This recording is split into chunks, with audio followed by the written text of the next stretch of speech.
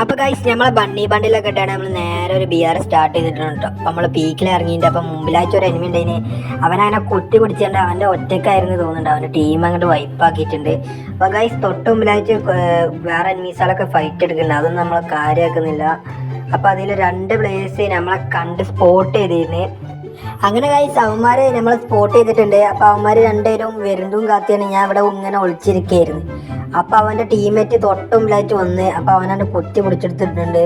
അപ്പൊ അവന്റെ ടീമേറ്റ് വേറൊരുത്തനും കൂടി വന്നപ്പോ അവനെ കൂടെ കുത്തി പിടിച്ചാണ് ആ ടീം കൊണ്ട് വൈപ്പാക്കിയിട്ടുണ്ട്. അങ്ങനെ ഗൈസ് ഞാൻ ഇവിടെ എത്തിയപ്പോ ഏതോ ഒരു മെഡ് അടിക്കുന്ന ചിഹ്നം കാണിച്ചു. അപ്പൊ നോക്കിയപ്പോ അവൻ മെഡ് അടിച്ചാണ് ടീമേറ്റിനെ പൊക്കാൻ പോയിന്. അങ്ങനെ ആ ടീമും കൂടെ കൊണ്ട് വൈപ്പാക്കിയിട്ടുണ്ട്. ഞാൻ ഇവിടെ വന്നപ്പോ ഇവിടെ 2 ഡുവോ ഉണ്ടായിരുന്നു. അപ്പൊ അവനെ നല്ല ഡാമേജ് കൊടുത്ത് മറ്റവനും ഡാമേജ് കൊടുത്തപ്പോ എന്നെ നോക്കാക്കിയിട്ട് നമ്മളെ ടീമേറ്റ് നമ്മളെ പൊക്കാൻ വേണ്ടിയിട്ട് ഇൻവിസിബിൾ ക്യാരക്ടറൊക്കെ ഇട്ടാണ്ട് ഓടി വരുന്നുണ്ട്. അപ്പൊ അങ്ങനെ നമ്മളെ പൊക്കി തന്നിട്ടുണ്ട്. നമ്മൾ ഇവിടുന്ന് ഈലൊക്കെ ചെയ്തതിന്റെ ശേഷം ആ കില്ല നമുക്ക് തിരിച്ചു കിട്ടിട്ടോ.